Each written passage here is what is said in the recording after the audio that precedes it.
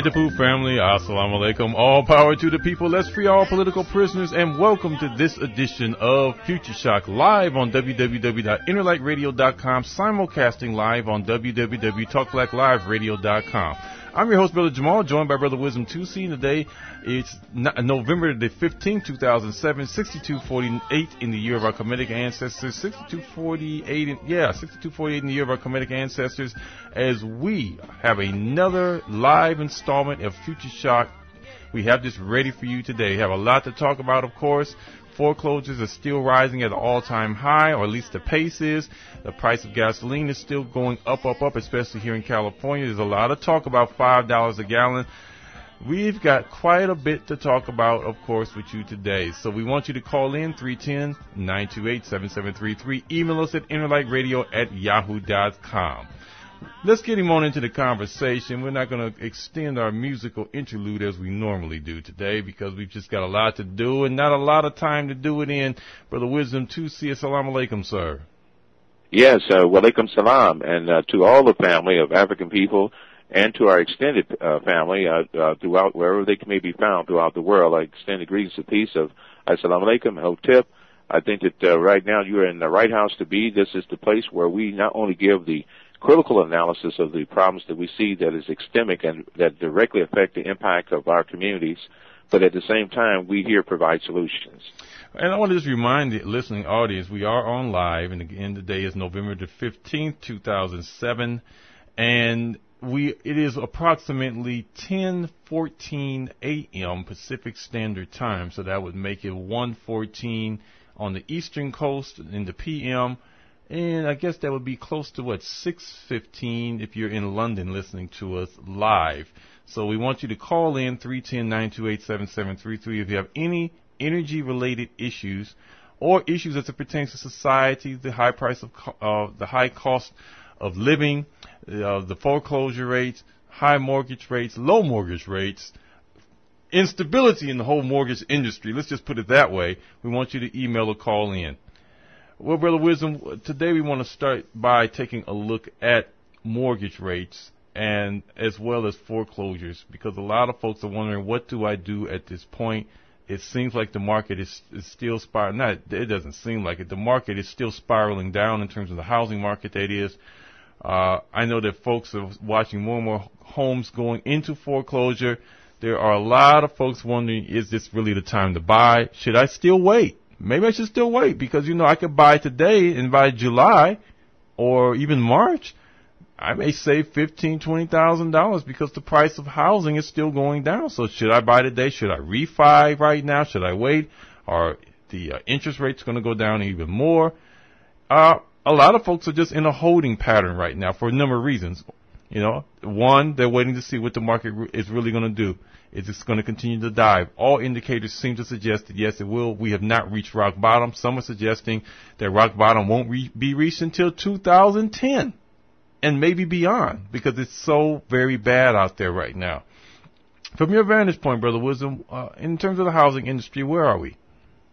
Well, I'd like to say that we have three areas that we need to really have open transparency on how this is impacting the economy.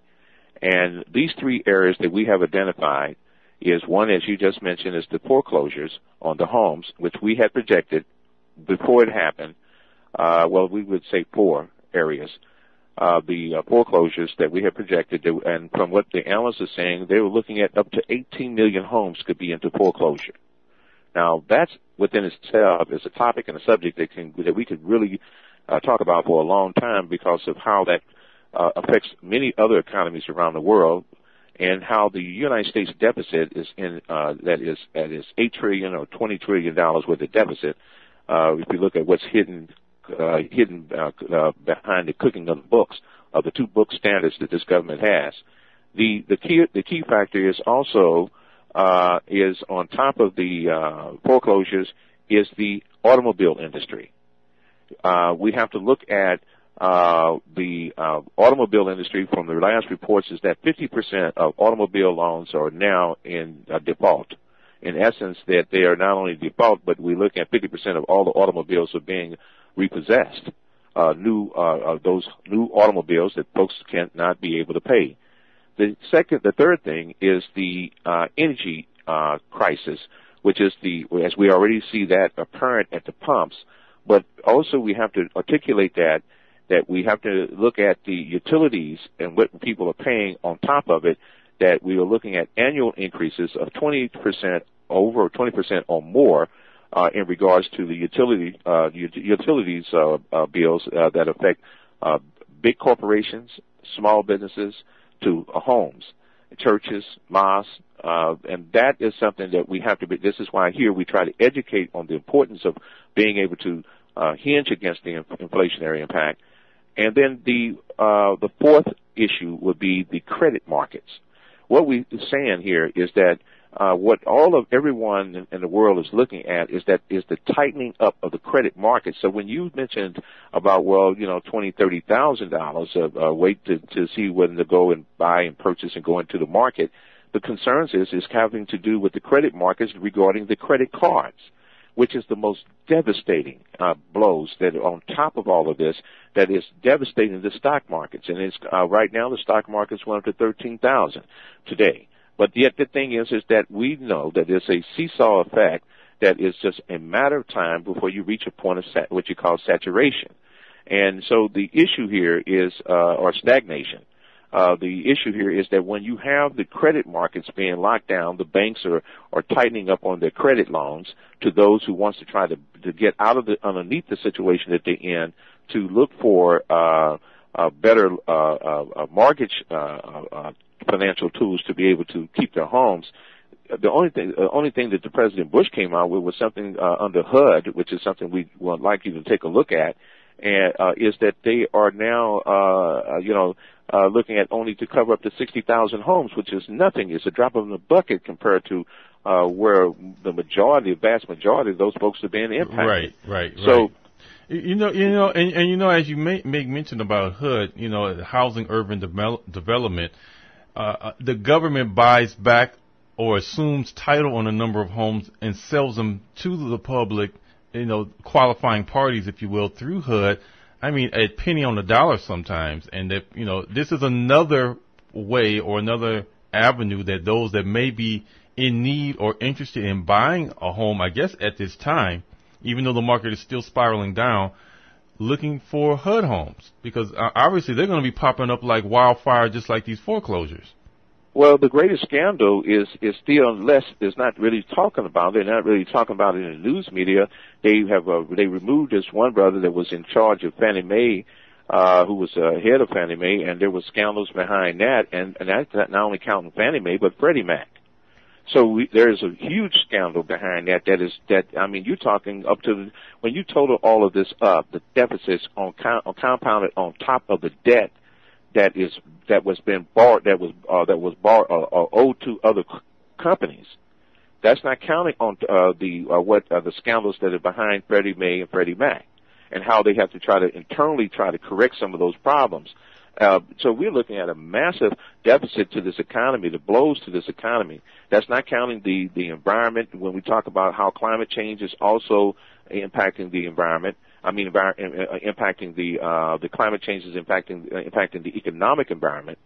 And so we have to look at solutions to this whole matter, and that's why I tell you, so we just named about, I believe, 4 or 5 of them, foreclosures. We're talking about the automobiles, 50% of that. We talked about the credit markets. The credit markets is those who are now buying gasoline, buying food, even buying their medical supplies to survive on their credit card. Oh, no doubt. We profile. That come due.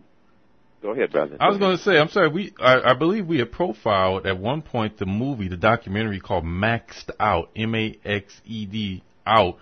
Americans just maxing out their credit cards and just going into unbelievable debt to the tune, where the average American that is in debt, credit card debt, may never be able to pay it off because the interest on the debt is so high at times. And this is also leading to stress. In some cases, extreme cases, people even unfortunately commit suicide behind this debt. But it's overall impacting the economy in such a detrimental way, where I have to ask you, Brother Wisdom 2C, Is the economy in a recession now? Are we moving towards a deeper recession, maybe even a depression? We are already experiencing, for the past year or two, when gasoline got up to $2 a gallon, when it hit $70 a barrel, we were already entering a down curve slope then. Just recently this week, the Republicans gave their rationale for support of the fossil fuels, which is the coal industry. And that they, as a matter of fact, Senator Reid and Congresswoman of the House, I think what's her name, Pelosi or whatever her name is. Pelosi. Yes. Okay. They have now. It is becoming critical that we need watchdogs to keep an eye on them, because right now they have a renewable energy bill that is up and coming on the tables, and they're getting ready to remove all of the tax incentives and everything that's related, just in the rush to get it to be passed. Part of the rush is because they know in advance that they have to have money available for those homes that are $4,000 in debt to the utility company. Those residents and homes and businesses, well, not businesses, but homes that are $6,000. There are some out there, I've got people that we had documented owe $6,000 to the utility company in back bills, and yet they're in front of the winter. So that now, and now because of the cuts, the severe cuts that went back, starting back from the Bush administration. But try to separate the good from the bad in your gut. Well, we had a clip. Are you still there? We had a clip. Somebody was trying to come on and talk about the economy and the recession. Maybe we should take a listen to this clip. This is a Fox News clip as they're talking about the falling economy, and they're asking or answering the question that I asked you, Brother Wisdom. Are we falling into a depression? Let's listen to this clip, and then we'll go ahead and respond to it. Mm-hmm. There's no shortage of financial ideas out there. But try to separate the good from the bad, and your gut may only get you so far. That's why TD Ameritrade offers multiple ways to help you get a sense of it all. Well, that sounds like a commercial at the very beginning of that clip, and I don't really believe in giving these major corporations free advertisement time. So I'm going to talk over this commercial until they are finished. And here we go. Okay, the clip is just about to start. This is Future Shock on InnerlightRadio.com. And we are also on Interlight, www.talkblacklive.radio. All right. Simulcasting out of Scott City. Here's the clip. Turbulence on Wall Street lately, with the Dow falling by hundreds of points day after day. The cause of the trouble isn't on Wall Street, though, but more likely on your own street. During the past few months, the nation's biggest banks and brokerage firms have announced huge losses on their mortgage investments. So far, companies like Citigroup, Merrill Lynch, and Morgan Stanley have announced more than $33 billion in investments that are now worthless. These institutions bought up millions of mortgages from local banks where people actually get their home loans. They bundled them together to sell to investors around the globe. But as more homeowners see their low initial payments rise as adjustable rates increase, foreclosures have jumped to record highs. As these home loans have gone bad, so have the mortgage-backed securities. The impact could be much worse, with some economists suggesting there could be hundreds of billions more in future losses. If that occurs, the U.S. economy could land in a recession. With the Money Minute, I'm Tanya Rivero, ABC News, New York. Okay, now, that's one perspective, Brother Wisdom, is that the general economy is being so detrimentally affected by the housing industry and some of the bad loans that were made to less than qualified buyers, if you will, that is going to eventually cause the economy to fall into a recession. This week the Republican Party spoke on C-SPAN on the topic about energy, and they were to me lobbyists for the coal industry.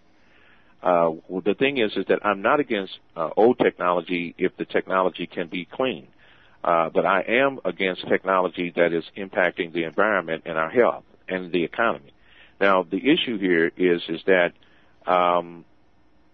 when you look at the banking industry, we have to be concerned because what they're saying, in essence, that is leading to a recession. Well, what this team of Republicans said just this week, that at $95 a barrel, He said he don't care what any analysts say. The country is in a recession and it's going a serious downfall. He said the economy is over with for the economy at $95 a barrel. Well, we've already passed that, and I mean, it hasn't stayed there per se, but we've passed it. I know that we clocked in 1 week at over $97 a barrel. So, I mean, if this analyst's perception of the economic realities are true, then these are Congress. I'm sorry. Republican Congress. Okay, I'm sorry. The congressperson's perspective is true, and the economy is pretty much done for. I have to ask the question, and I would love to have some economists, and I guess, I know we've had some on this program before. We'll get some on in the very near future. But what comes next? I mean, are we talking about a total economic systemic overhaul for this country? That the way capital is generated and circulated can no longer function for the average person. Matter of fact, it can just no longer function at all. So we need a whole new economic order. Well, if you have a sick patient and the doctor prescribes a certain thing, and that what you prescribe may be it may create a little pain, and that is the pain is to the coal industry or to the 18th century fossil fuel technologies. You have a group of people that had over centuries have been able to position themselves in the marketplace to abandon this whole concept about of having free competition in the marketplace. So here you got a company that used the model of J.D. Rockefeller, as we had described in earlier programs, in how he created the trust, the Standard Oil Trust. Now, all of a sudden, the Supreme Court says that it was illegal and that it was against the being in favor of the public welfare and well-being. So now they busted it up. That's why you end up with ConocoPhillips and all these other names of that you could think of. You got about 3 or 4 or 5 of them that came from off of that. Right now I don't feel like going into all those names right now, but the point is that they broke them down to like 5 different segments or so across the country. Now, but they learned how to come together, and what they have done is that they have not created any new oil refineries. Chavez says that he has an oil refinery that is in direct dispute with the Saudi Arabians, saying that he's got more oil than Saudi Arabia. Saudi Arabia is saying that we don't have any problems. We still sitting on trillions of barrels of oil still in the ground, underneath the ground. We're not being depleted. The Bush is saying that we're going to go to war with Iran if Iran doesn't come up with its nuclear program. If that happens, that's going to create a serious economic turbulence throughout all of the markets and all of the world banks. I don't think that every nation is in agreement with wanting to see their economies being majorly affected that way.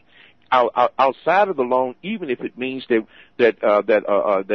you have this concept of thinking that a soldier falls on his own sword, meaning that if you're willing to sacrifice your own citizens in behalf of an idea that the world is against.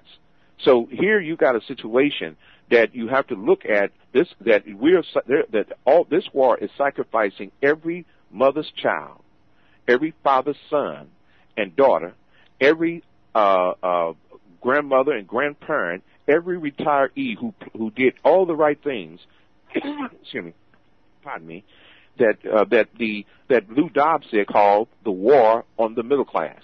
He also came out with a documentary saying that there is a myth in regards to what these big multi-conglomerate corporations try to say, that they morally have a moral position in regards to hiring people from outside of dealing with outsourcing of jobs. And they first started out by convincing the American public in the media by saying that we don't have enough qualified skilled labor in the high-tech field as well. They just came back. He came out with a report from Yale, and I normally call Yale hell, but Yale University. But the thing is that they had 3 major research groups, Pantheon, and there's a few others that they came up with, that they had came back with a report saying that there are over 250 or more thousands of college graduates who are on the cutting edge on high-tech jobs, skilled labor jobs, sitting around and can't find meaningful employment. Because of outsourcing? Because of outsourcing? because of outsourcing. And so, in other words, they used that as the first they simulated information to the public, the American public, and hired their lobbyists to garner the Republicans and Democrats. Because I'm saying again, today we need to keep an eye on the Democratic Party as well as put pressure on the Republican Party. It was never on their mouths about energy until the energy issue became a serious issue upon the economy.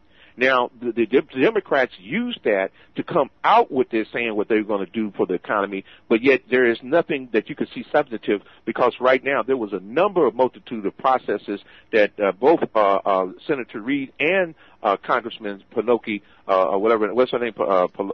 Pelosi. I can't even get her. Pelosi. Yes. Pelosi.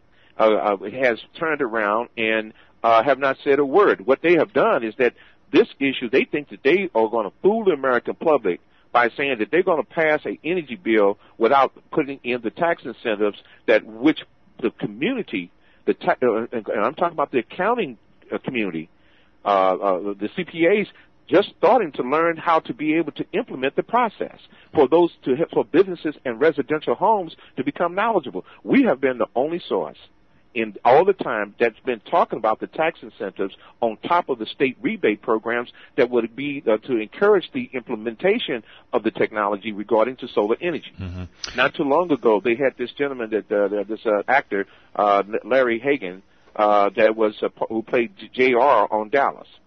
He's saving $37,000, over $37,000 a year on his ranch. And that was correction, a month. $37,000 a month on his ranch by having solar energy. But this information is not getting out enough to get the people to get up and start investing. But now, because of what my biggest fear was that, as I said 3, 4, 5 years ago, was that by the time people begin to realize solar energy is the way, many of our people, particularly the black community, is stuck in the valley of decision. And what I mean by that, particularly for the black so-called leadership, for the black leadership to not have a word, not to say a word on this issue, while we got over millions of black folks across this country on a thin thread, a thin edge of being able to not have heat in their homes and not say anything about it.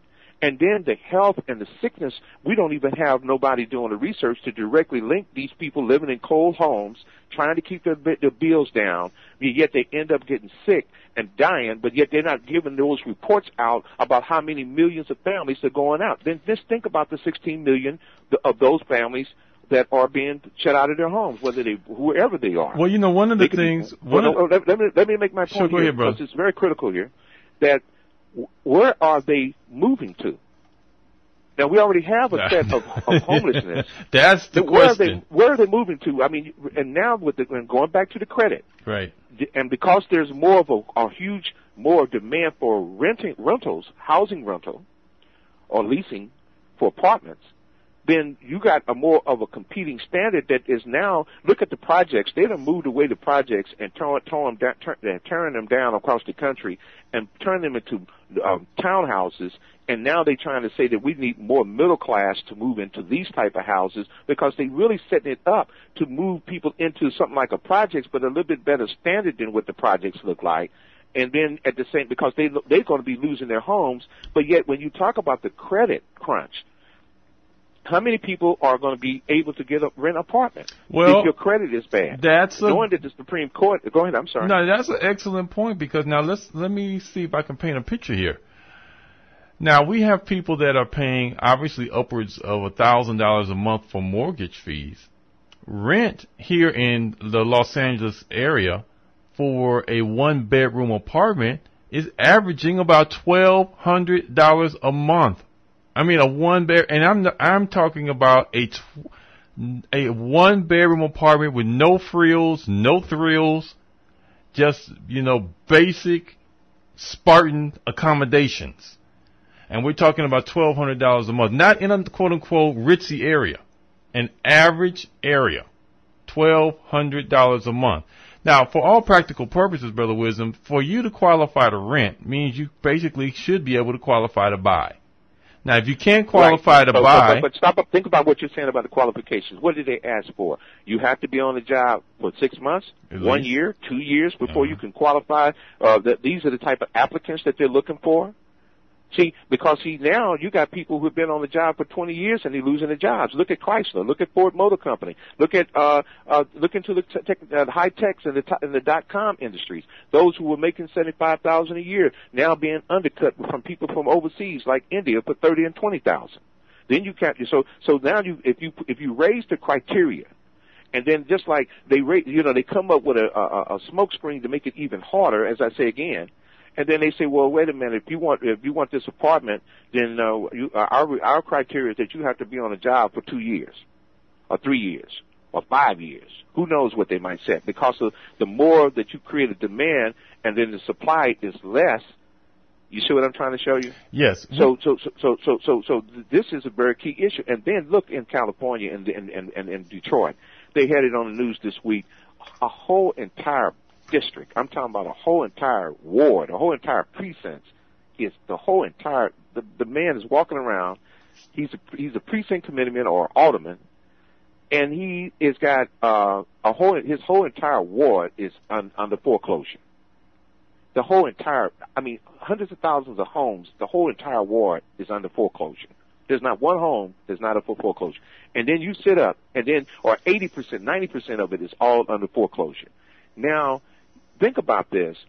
There was a gimmick that was going on where you had people saying, well, how you can get rich quick scheme, and you buy property, and then what they did was they were flipping this thing over and over again among themselves, making $150,000, $75,000 because of a loophole. Now but what they were buying was an old broken down home that needed to be fixed up. So this process went on for 10 years or so. So you got a ward full of dilapidated homes that's not even, but it's going to take some major money, infrastructure money, to rehab those communities. Right. So where Bush was trying to increase home ownership, and he particularly tried to say blacks were getting more home ownership, what happened is that the compounding factor is that though that was a noble effort, but the key factor was that behind every good moral issue, there was some people that manipulated a moral position for a evil end, meaning that the devil was in the detail. That's just like when you look at the prison population as it jumped from 1.5 to 2.5 to 3 million, now going, if we don't be careful, it'll be 4 or 5 million. Because then what they come back and say the moral issue is the prisons is because crime. That's what the politicians constantly throw in front of everybody's face. They're not talking about the systemic solution to the problem, nor do they care, because the corporations now begin to think in terms back into the same type of thinking in form of slavery back in the 1700s. They're looking at human bodies being fodder for this industrial complex systems that can compete against these foreign oil companies. But yet at the same time, they're making $15 a month in these prisons. But the black community don't give a damn. The black leadership don't care, because they don't care even if it turns out to be their own child. Because and the pastors and the imams and the ministers, all of them don't give a damn. If they really cared, they would be working on an expedient process to get them out of these prisons and connect them back over to Africa. Because the fact is that they don't lost all of their rights in this country. They don't have any rights. When you don't have a right to vote, what are you doing here then?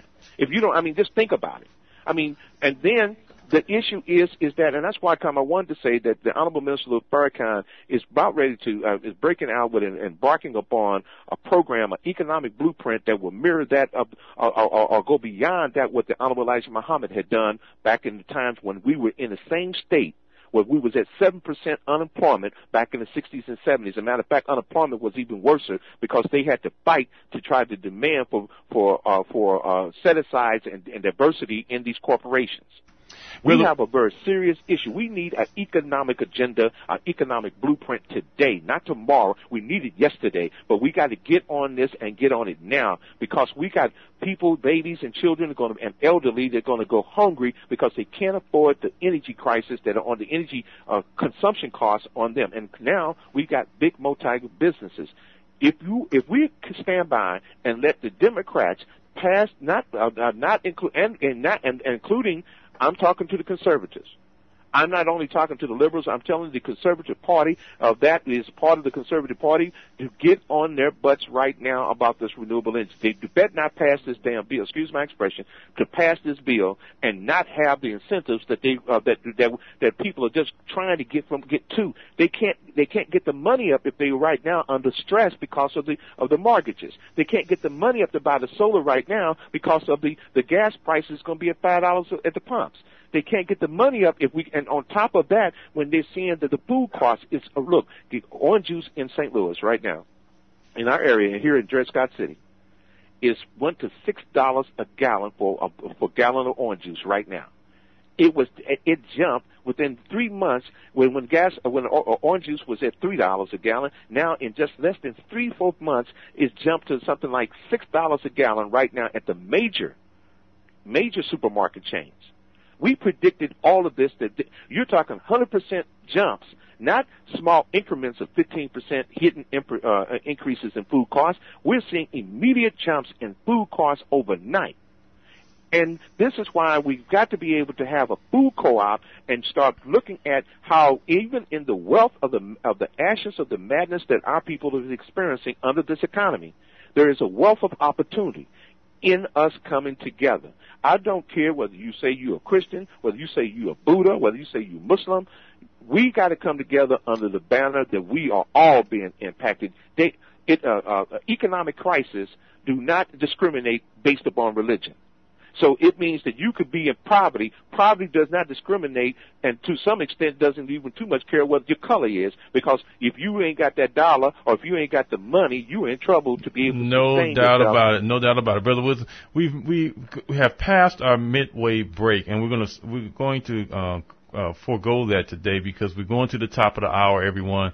And unfortunately, it's going to be somewhat of an abbreviated program. We've just got some business here at Interlight Radio we must take care of, so we have to just abbreviate today's program here, Future Shock. But one of the things, Brother Wisdom, that has come to our attention is that, those that are having problems maintaining or staying in their homes in this, downward spiraling down economic housing market, should I say, is because of foreclosure fees, hidden foreclosure fees. And we do have another clip here that I think best exemplifies what's going on for a number of homeowners that are trying to hang on to their home in this, unstable market. And then we'll get some comments about this. This is a 2-minute clip.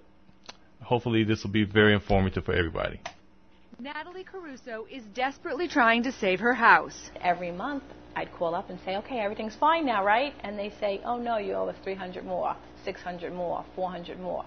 And I said, this can't be. Something's wrong. Her loan was sold again and again. She says one loan servicer was processing her checks, but not crediting her for insurance payments, then slapping her with late fees and fines. She is now in bankruptcy protection, battling HomeEc Servicing of Sacramento, California, over thousands of dollars of fees. HomeEc does not comment on individual cases. But a recent study suggests Natalie Caruso is part of a growing number of homeowners swamped with fees. Poor mortgage servicing can be the difference between a family being able to climb their way out of trouble and save their house and being tipped over to the brink and surrendering their house in a very painful and expensive foreclosure. University of Iowa's Catherine Porter studied more than 1,700 bankruptcy cases and found unnecessary and in some cases illegal fees had been added to almost half the loans. Most fees are less than $200, like a $35 charge to send a fax. But in court documents, Porter found fees of $5,000 and $8,000 listed simply as other. One of the most chilling findings in my study was that mortgage servicing is not just a one bad apple story. All of the major mortgage servicers have the same consistent problems, and there's no way for a consumer to really avoid being trapped in this potential risk for being overcharged.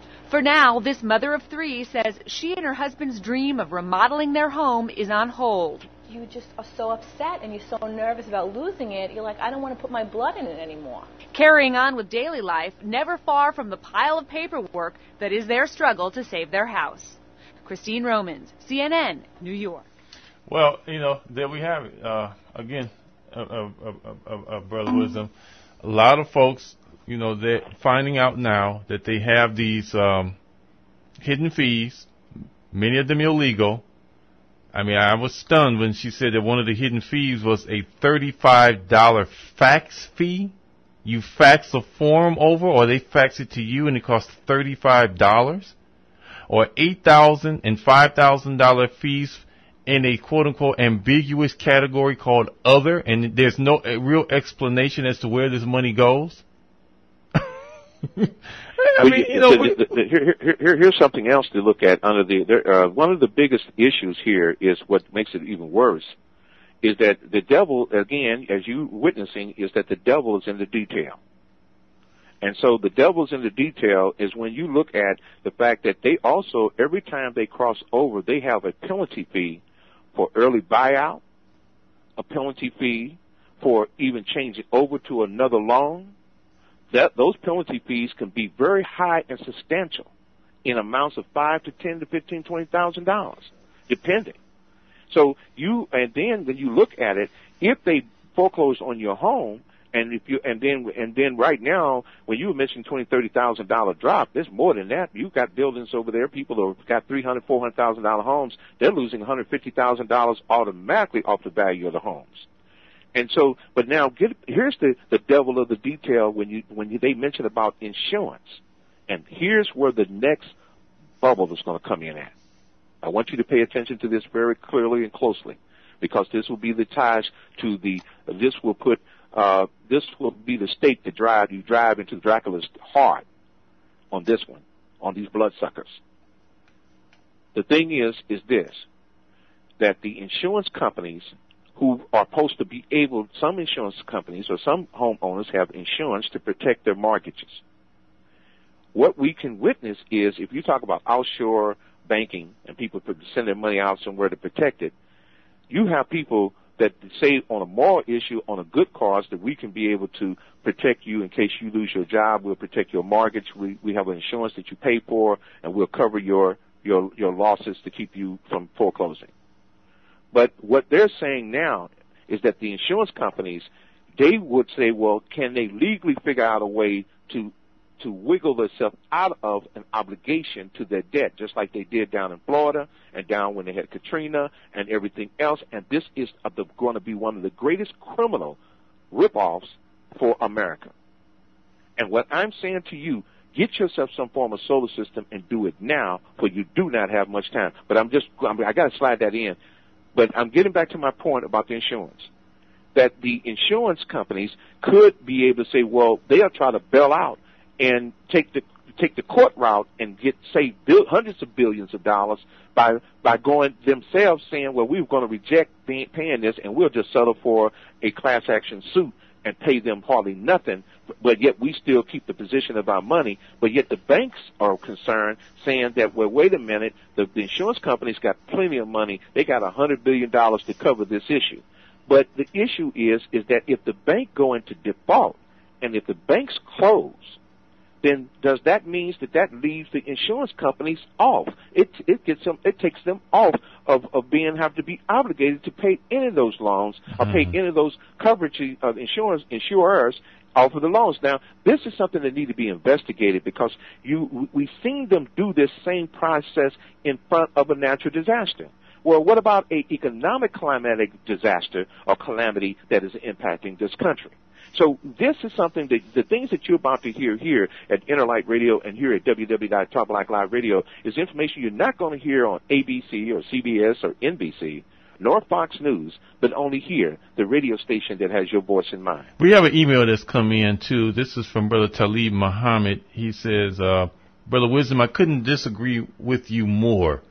It was anything but nobility on the part of the Bush administration to make loans to blacks. It was predatory lending on the part of these lending institutions. They purposely made bad loans to these blacks whose homes are being foreclosed, and the lenders are profiting. You want to respond to that briefly? We got another email we need to get to before we close out. Yes, I've got to say that what we have here is what was his comment? Because I had a technical problem. I'm sorry. I apologize. Go right ahead. I had a technical problem. Okay, here. I'm going to reopen that. What was the question again? Well, he was basically saying, in essence, is that it was not nobility on the part of the Bush administration to make loans These to blacks. Criminals, that's correct. These criminals who put this in a process, they are the true criminals. See, they use the subject that, hey, the politicians use the subject and say, well, that it is okay, no, hold on, that we are here to fight crime. But yet they create policies that is driving people out of their homes. They create policies that people can't afford to eat. They create policies that they can't afford to drive to go to work. They could create policies that now the farmers, the whole entire farming industry, get this, it's about to collapse. We're talking banks collapsing. I'm saying to you, add on the farming industry, because the food cost is going to be just that bad. And so so what they do is you have multi-conglomerate corporations that say one thing on a moral issue to convince people to buy their puppets that they in regards to their politicians. We know who the politicians is, whether they are Republicans or Democrats. And I say again, the American public should be outraged against the Democratic Party and the Republican Party if they do not make sure that there's a strong renewable energy process. They believe that they could spend billions of dollars to go toward, they're willing to spend billions of dollars to go toward to pay subsidies for the oil industry. They see the need for billions of dollars to go for subsidies for the coal industry, but not for renewable energy. Because why? Because what you have is two competing forces in an old economic system. You have one which is a centralized form of an energy delivery system, and then what we're talking about with the new technology is independence, or true independence, as Lou Dobbs says on his thing, for the so-called American public citizen. But the thing is independence in regards to a decentralized form of the energy system, meaning that each independent homes become its own small power plant generating system. You become your own small power plant. Each church becomes its own small generating plant, independent of the grid. The mosque becomes its own power independent system. But you have these competing economic forces and theories that says that, well, we have been since the 18th century up to now have been a reliable energy delivery system. No, not no more, because it's no longer economically viable. When copper to upgrade the existing transmission lines is being bought out by China. China is a vast population that when you look at mineral resources from oil to copper to every LR that you could think of, to be able to move up their economic system, that they are expanding to lift up the people in their economy, which is the very poor that are still living in certain areas with sewage still running down the streets, similar to that mirrors that of India. Sewage still running down the street, just like it mirrors in Africa. But we as Africans, as black people, period, needs to be able to look at how to be able to hinge ourselves. There is a way that we could be able to protect ourselves in the midst of this, and that is why we have to demand that the African Union and all of Mother Africa needs to stop begging Americans to give them something. They need to start getting up and start coming together and say, well, look, this is what we're willing to bring to the table. What can you bring to the table so that we all can benefit from something? But that same welfare mentality that we have among our people, but begging the white man, is the same kind of welfare mentality that we have Africans born in Africa begging white folks the same way. Let me ask you, Brother Wisdom. Give up everything underneath their feet, the natural resources and everything else. I'm sorry, go right ahead. Yeah, we need you to give out your contact information. We've got to run out of here. Sure. I want you to get yourself off the grid and do it now. We need international trade with Mother Africa, and do it now. My number is 1-618-447-5004. Again, that's 1-618-447-5004, or email me at solarenergyconsultant@yahoo.com. And for those of you in the listening audience, to maintain contact with us here at Interlight Radio throughout the day, weeks, and months, interlightradio@yahoo.com. Call in number 310-928-7733. We'll be back on live at 5 p.m. Pacific Standard Time with Dr. Tissa Muhammad and the Time to Love. Sister Nana's Finding Spirit, 7 p.m. Pacific Standard Time. And Late Night with Dora and Spirit Halima at 9 p.m. Pacific Standard Time. All today right here on InnerLightRadio.com, the healing frequency.